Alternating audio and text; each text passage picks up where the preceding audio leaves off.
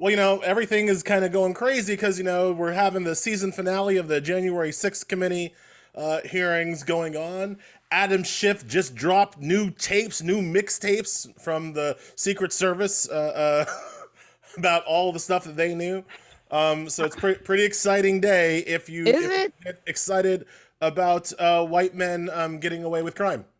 Well, see, so that's why I don't spend a lot of time. I have not spent, I Smith, let's say, have I spent, I have not spent more than maybe a full couple of hours on January 6th in the last year. Yeah, I don't talk about it much. You know why? There's not a damn thing we can do about it. And everybody could go to jail and it won't change the conditions that we're under. It won't bring back voting rights. It won't restore reproductive rights. It's not going to make people stop being racist and stupid. It's not going to change anything. And I'm about change and leaning into things that can empower us. I can't lean into this. I know this is your bailiwick. So you have to, this is this is what you write about, our democracy, but it's already done as far as I'm concerned. I just need to prepare us for what's next, which is to make sure everybody in my purview is healthy, wealthy, and wise. And even when we were in bondage, even after Reconstruction, we still found a way to build Black Wall Street, Rosewood, Wilmington, Greenwood. I mean, we still were able to figure out how to thrive. And this is no different to me. The people have always been people. The white power structure has always been the white power structure. Elie Mystal, what's different now? You're not wrong. I'm just, Oh, okay. All right. I I was just feel a wondering. bit Okay. like, man, this is a Wendy's. I'm just, I'm just a justice correspondent, and I have to still believe that justice is possible. And here, I'll put it like this: the reason why January 6th is important to me is not because I think that accountability will ever truly happen to Donald Trump and his white supremacist cronies. It's because it's important to me because it's got to be a warning to the next guy, right? Because right now, if Trump gets away with all of this, if he gets away with all of this and nothing ever happens to him, then all the next guy would have learned is that you can totally do a coup in this country if you're not an idiot like Donald Trump, right? Like that is what happens if he gets away with all of it. If he's held accountable for at least some of it, then the next guy and the next guy and the next guy, President Ron DeSantis, President Josh Hawley, President Tom You Cotton, better stop cussing whoever on it my is, airwaves. I'm gonna come. You better stop saying them swear words, sir. Stop it. maybe they don't, maybe they are not so easily convinced into doing a coup themselves. I That's what I gotta hope. yeah. I'm not as hopeful as you are. I don't have as much hope. But I also think people don't do things because here's how I think humanity works. And you're a dad of children. Just because you got caught, people always think they're smarter than the other guy. That's true. So even the accountability, because I think if that were the case, the death penalty would work. And it does not. It does not make someone go, oh, so I could find an electric chair being a firing before a firing squad if I go into the school and kill everybody. I look. I don't think the death penalty works. I don't think that deterrence works as a criminal justice tool writ large. When you're talking I hate about writ large.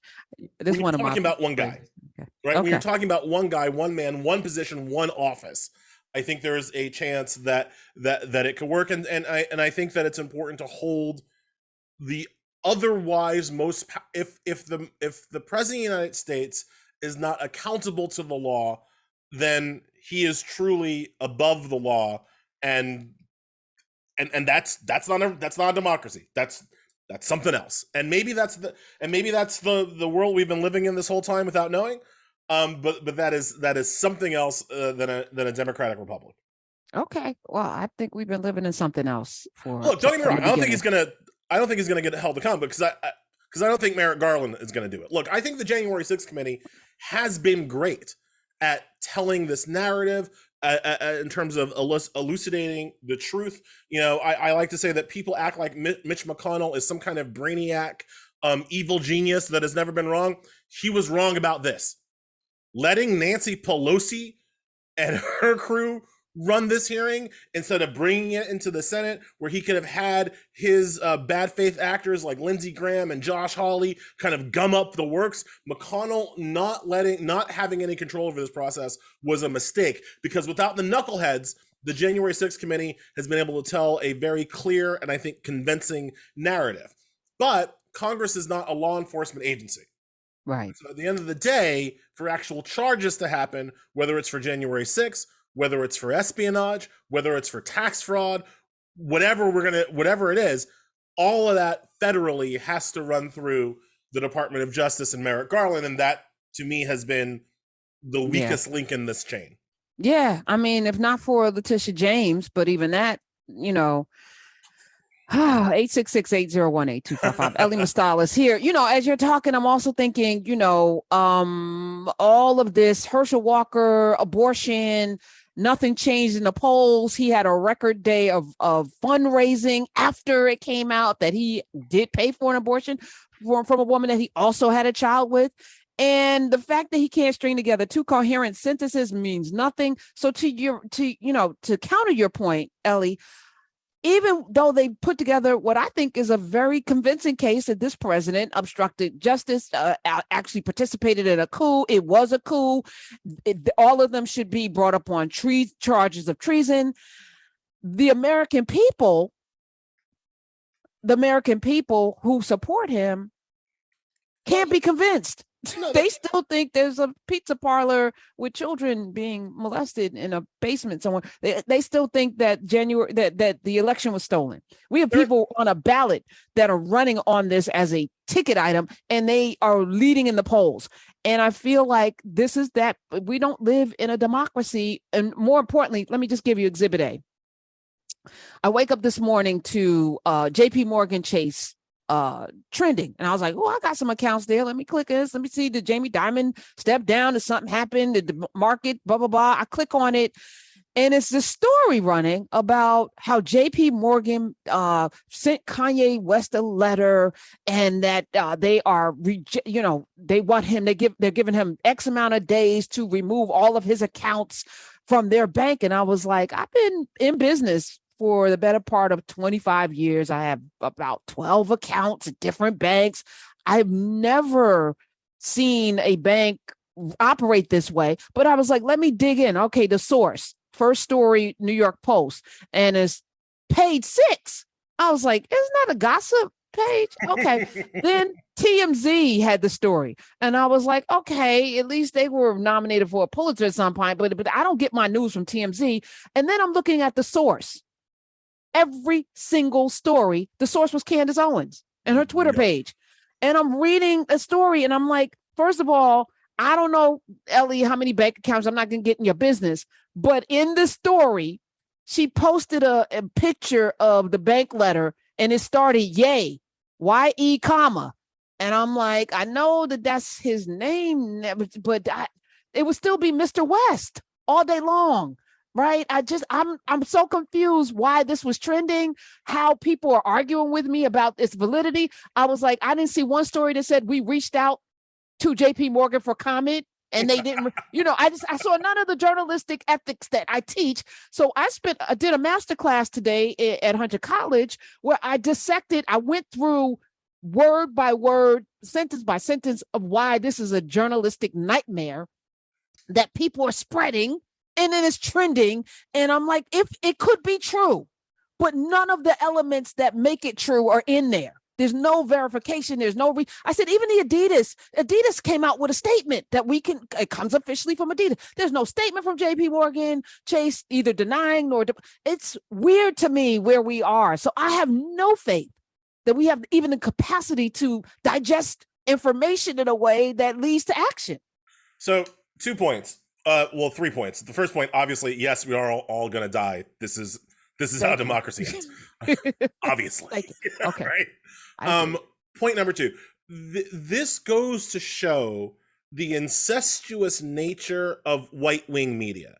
And I call it white wing media, even though I understand that there are Black people like Candace Owens who participate in it.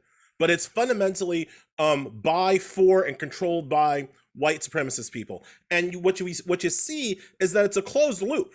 It's a bunch of white supremacists talking to other white supremacists and their occasional Black colleagues about the same thing to each other, kind of with universal confirmation bias, with no outside input, with no facts, and as you pointed out in your dissection of the story, without even the attempt to go find facts.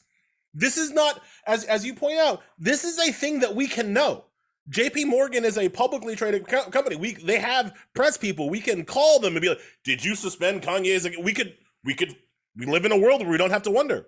But in right-wing media, there's no need to do that because they've all said it to each other, so it must be true, right? So that's my second point. My third point, you realize that this is how the Supreme Court works now, right? Say Like what now? this little microcosm that's happening on TMZ and the New York Post and about Kanye, this is how arguments get made to the Supreme Court right now. It is a closed circuit of right-wing individuals and Federal Society members who are talking to each other.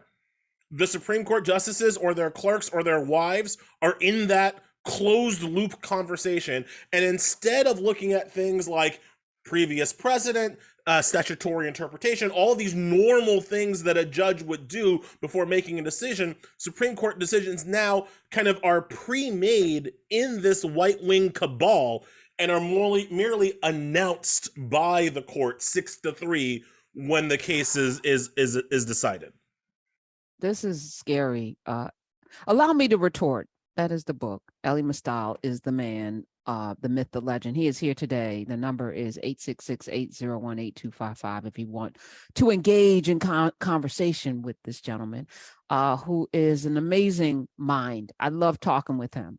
I also want your perspective, and there's just a story now since you brought up the Supreme Court. Supreme Court just rejected Trump's request to in dispute over Mar-a-Lago documents. They handed former president a loss today. The Justice Department, with the Justice Department, over the documents seized from Mar-a-Lago, rejecting his request that a special master be allowed to review classified papers. And just a point of clarification on this show, we do not talk about white supremacy because it's a non-thing. There's no such thing. It's almost an oxymoron to put that together. We talk about white power structures. We talk about white fragility and white terrorism and mediocrity.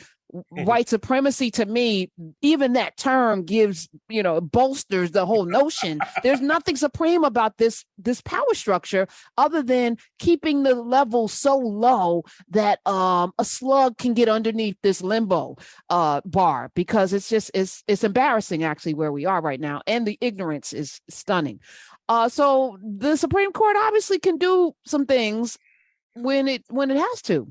Yeah, so I'm not surprised that the Supreme Court rejected Trump's appeal because it was ridiculous from the start. It goes to show how ridiculous and corrupt the Trump judge Eileen Cannon was, who started this process, right? So, like, when you have the Supreme Court, which itself has quite a few Trump judges on it, even being like, no, that Trump judge is crazy. Like, when you get to that level, that really shows you the level of just how far afield Eileen Cannon got off on when she ruled in Trump's favor in the first instance. But I always try to bring it back to this, at least since she became in the news.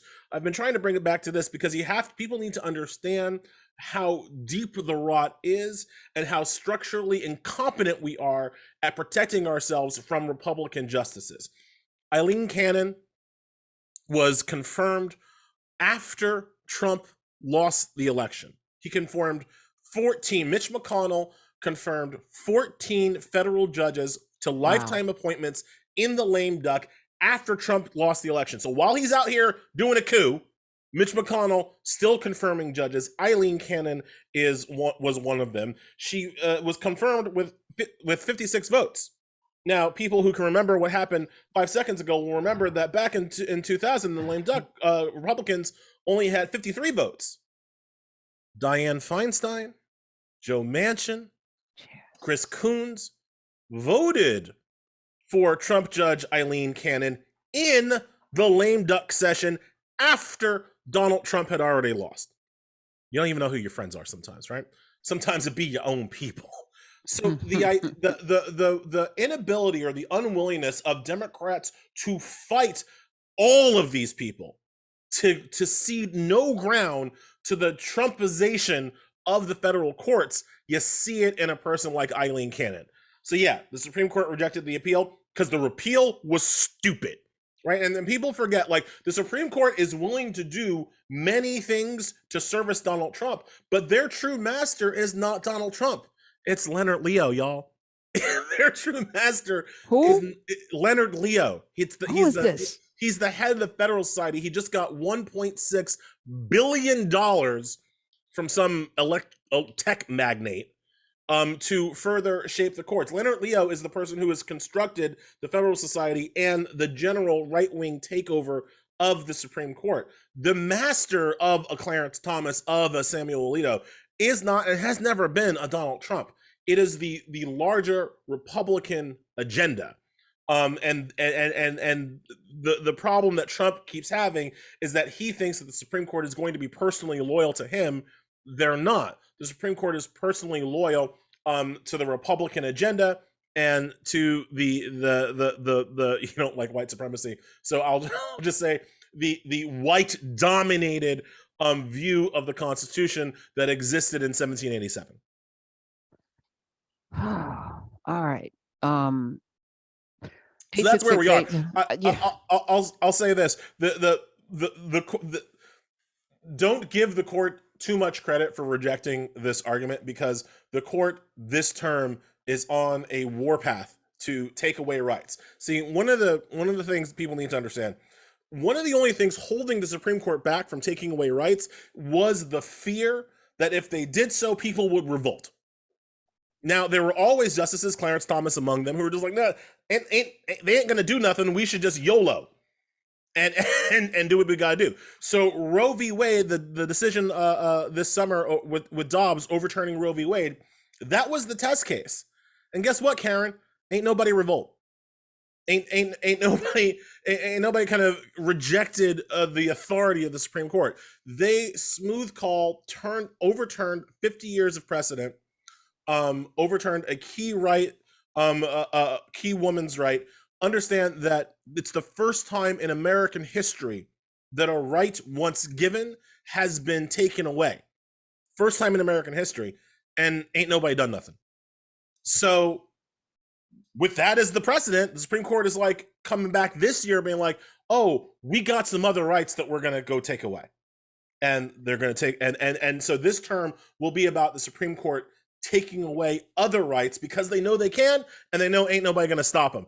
They're going to take away more voting rights. They're going to take away affirmative action, and on down the list. And how does that? I mean, affirmative action by and large has benefited more white, so-called white women than it has Black people, and others, white people, Asians. Everybody benefited greatly than we did, Black people, which it was designed to address the disparities, the racial disparities for the 400 years that we were, in bondage and through Jim Crow. That said, what's your greatest fear, Elie, as somebody that is a, constitutional law student? You're out here fighting justice on this level. You've written a whole book, kind of examining the Constitution. Allow me to retort. What is your biggest fear? From this court? Yes. That we don't get to vote anymore. I mean, put simply, John Roberts has been an enemy of Black people voting for his entire career. And he now has 5 conservative extremists that also do not take kindly to Black people and minority people voting. And so the idea, the core idea, see, I only count America as a democracy starting in 1965. Before the Voting Rights Act of 1965, we are an apartheid nation. And I know that rankles some people when I put it that way. But in a world where Black people do not have equal access to a ballot, that is what you call that. When that unequal access to the ballot is enforced violently by whites who are violently preventing Black people from accessing the ballot, we have a word for that. It is apartheid, and that's what this country was from 1787 until 1965. But 1965, with the passage of the Voting Rights Act, is the most important piece of legislation in American history. It is the one that made the 15th Amendment mean something, which therefore made the 14th Amendment mean something, which therefore made the Civil War 100 years earlier, actually, the gains of the Civil War actually be visited upon the people. It was so effective, the Voting Rights Act, that in 40 years, essentially, one generation, you went from an oppressed people who could not reliably count on their ability to vote to a people that had enough voting power to help elect the first black president. So Barack Obama, so Voting Rights Act 1965, 40 years later, 43 years later, Barack Obama, 2008, he wins again in 2012, proving A, that it's not a fluke, and B, that no, the emerging majority of black and brown people in coalition can actually elect a president. And the first thing white people did, once they realized that in 2012, that it wasn't a fluke, was to take away the Voting Rights Act. That's what John Roberts did in 2013 with Shelby County v. Holder eviscerating Section 5 of the Voting Rights Act, which prevented basically the former Confederacy from changing their voting laws without federal preclearance. In 2021, they attacked it again, eviscerating Section 2 of the Voting Rights Act. And those attacks on the Voting Rights Act continue apace today. The first case, or the second case the Supreme Court heard this term during its first week, was called Merrill v. Milligan, which basically will involve the Supreme Court allowing Alabama to racistly gerrymander their state that should have 2 majority black districts. Alabama has 7 congressional districts. That's 27% of the Alabama population is black. For those playing math at home, 2 of 7 is 28%. So Alabama should have 2 majority black districts. They have 1 majority black district. Even the lower court said that the way that Alabama drew their maps were racist, but the Supreme Court is going to let them do that. And in so doing, again, weaken the Voting Rights Act, which is designed to stop this. So we do have today in several states an apartheid system where the majority of people are being represented by the minority of people. And it's primarily because of gerrymandering and also not showing up to vote. But one would ask this question. I'm going to ask this question of you. Elie Mystal is here. Having the vote for the last 50, coming up on 60 years, besides Barack Obama twice, what would you say is the greatest, because people say, what's the point of voting?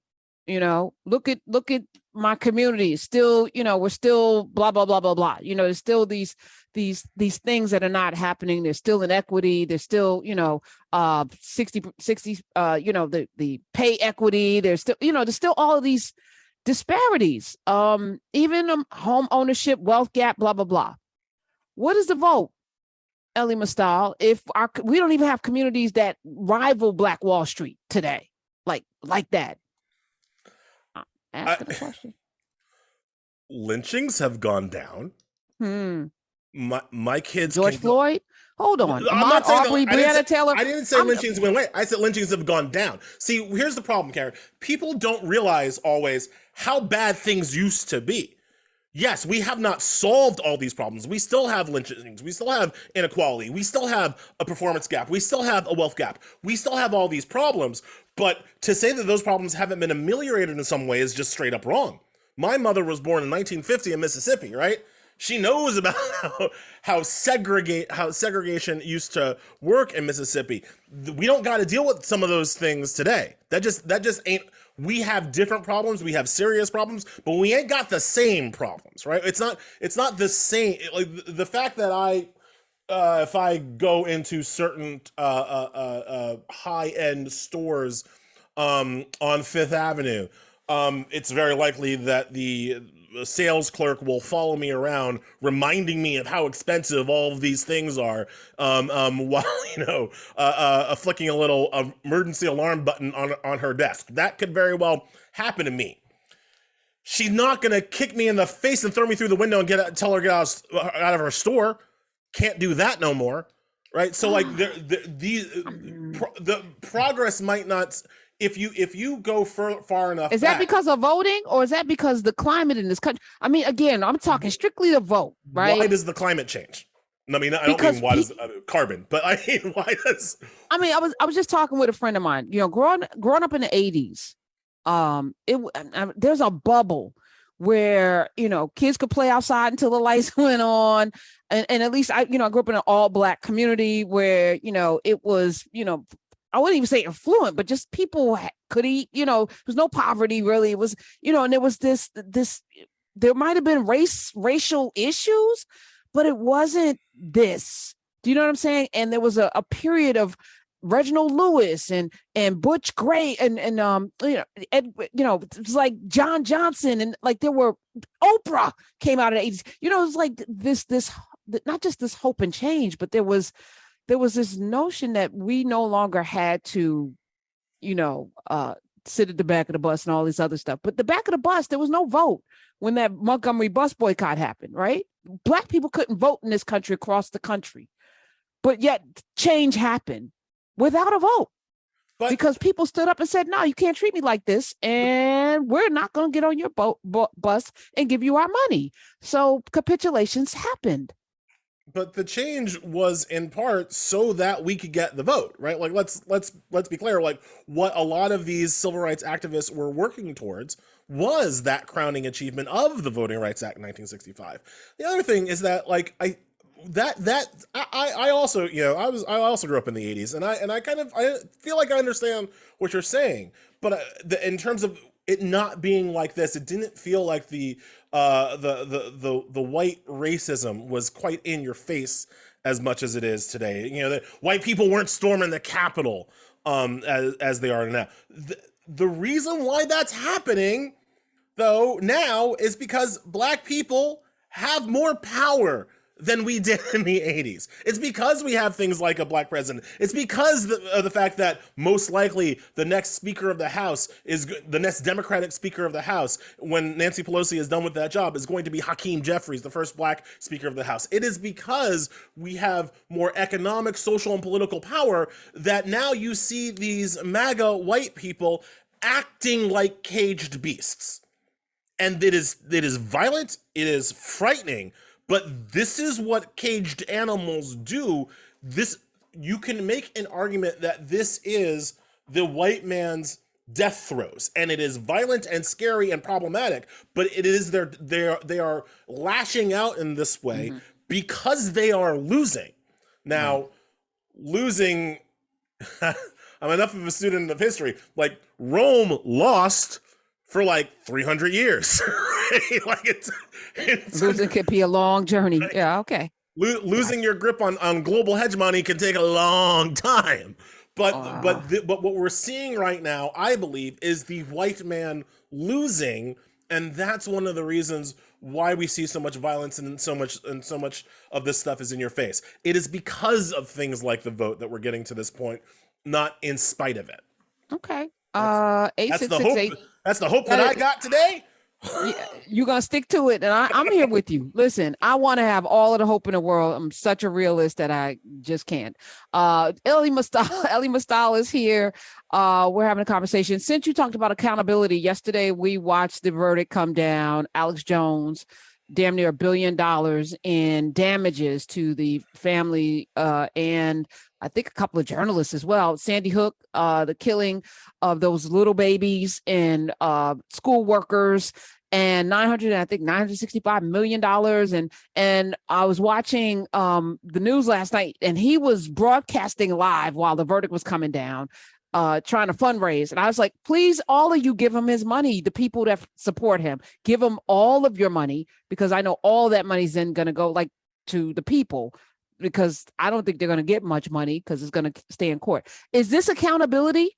And can this be the doorway to holding Fox accountable, CNN accountable, MSNBC, all of the outlets? What's the one? AON or, America?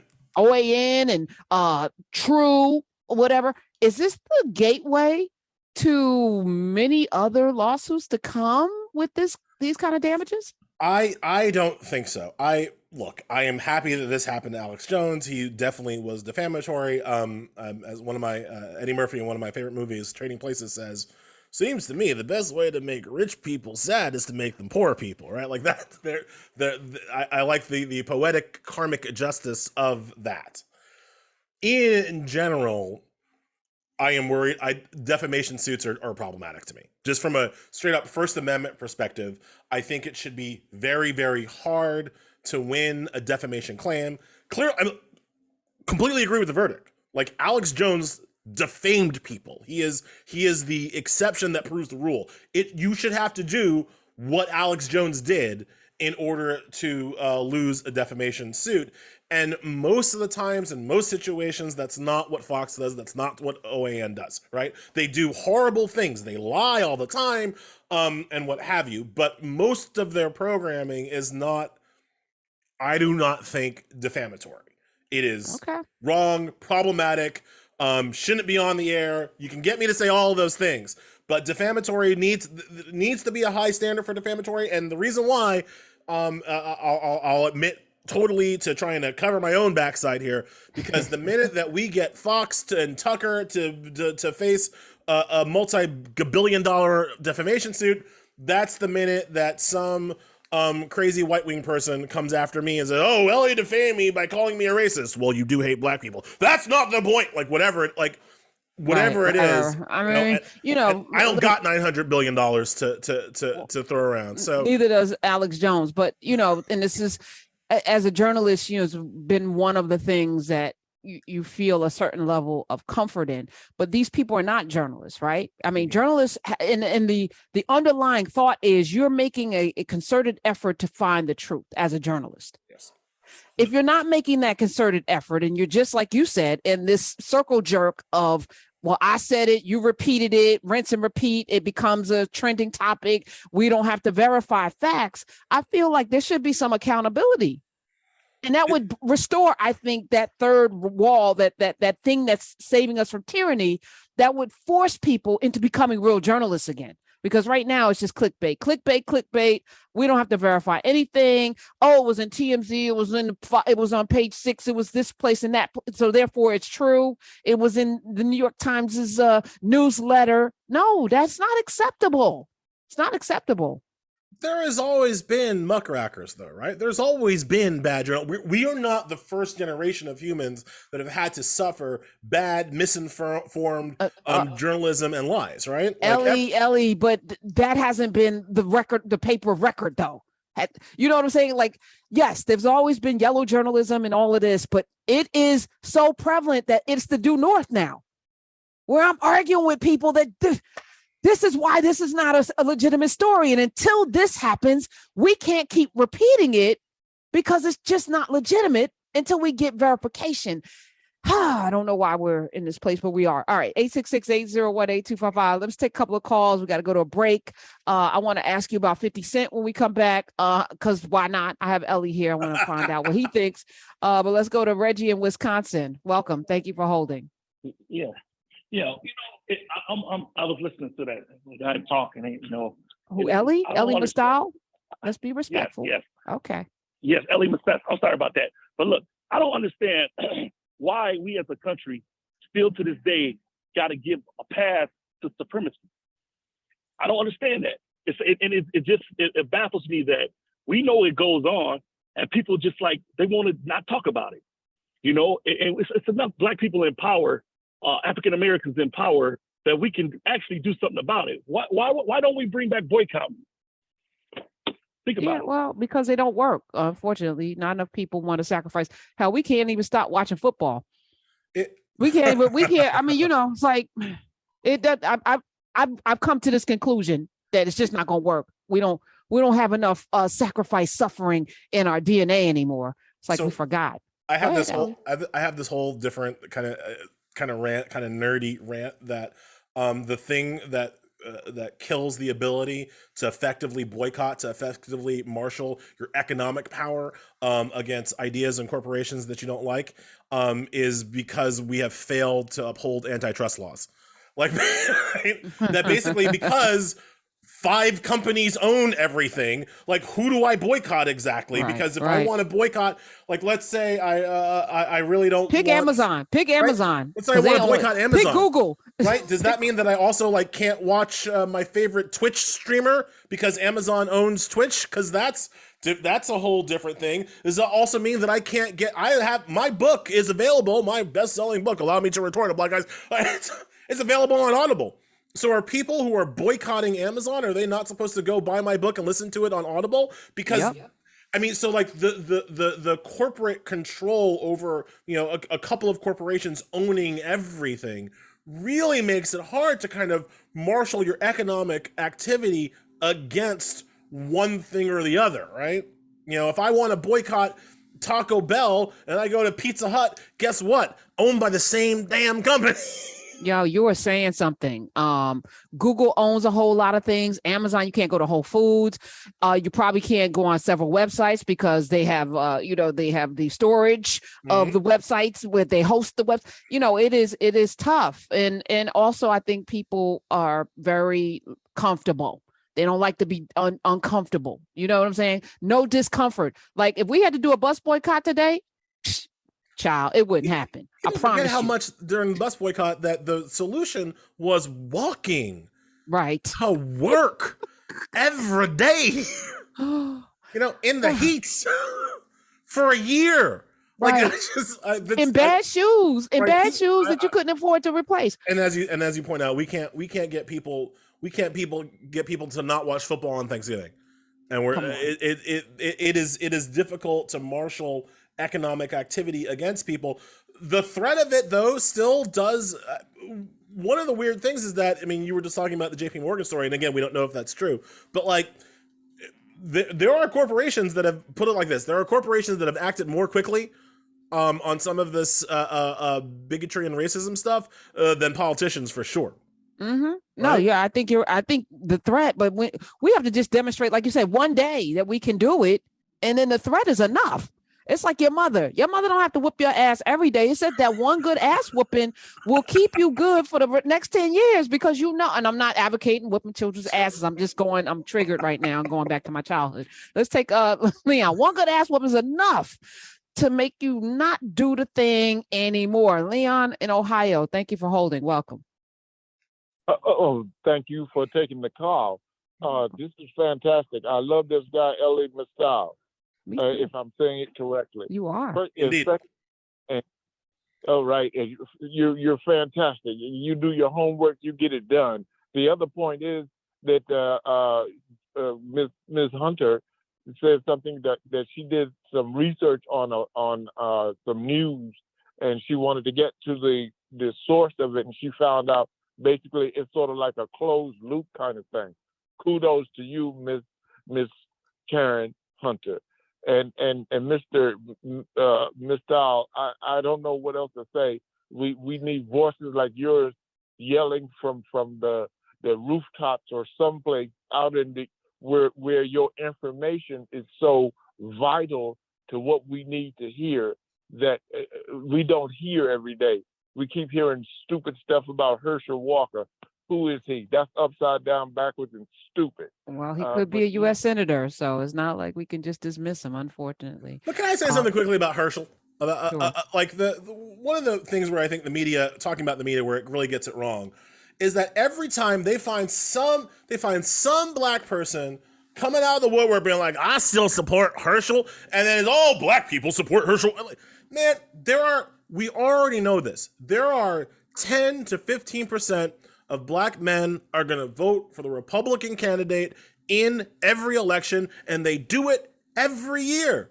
It's not surprising. What, do people think that Herschel Walker was going to get less black support than any other Republican would have?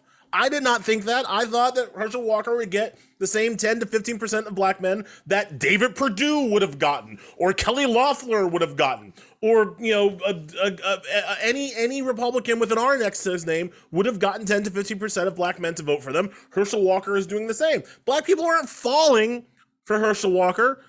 It's just this. The only people falling for it are the same black people who vote for every Republican any damn way.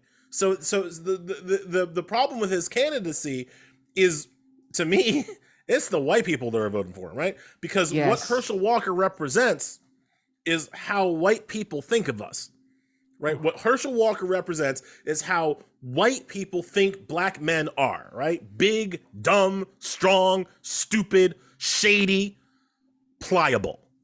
That's how they think that we are. You said pliable. let's sit in that when we come back. Elie Mystal and Leon. For the record, I have a whole ass Pulitzer Prize, so there's some skill behind. I've been teaching journalism for 20 years. He act like I can't believe. Kudos to you. I hate the kudos. Come on, it's a compliment. Man was complimenting all you. compliments. Some of them are backhanded. Just saying, like, recognize.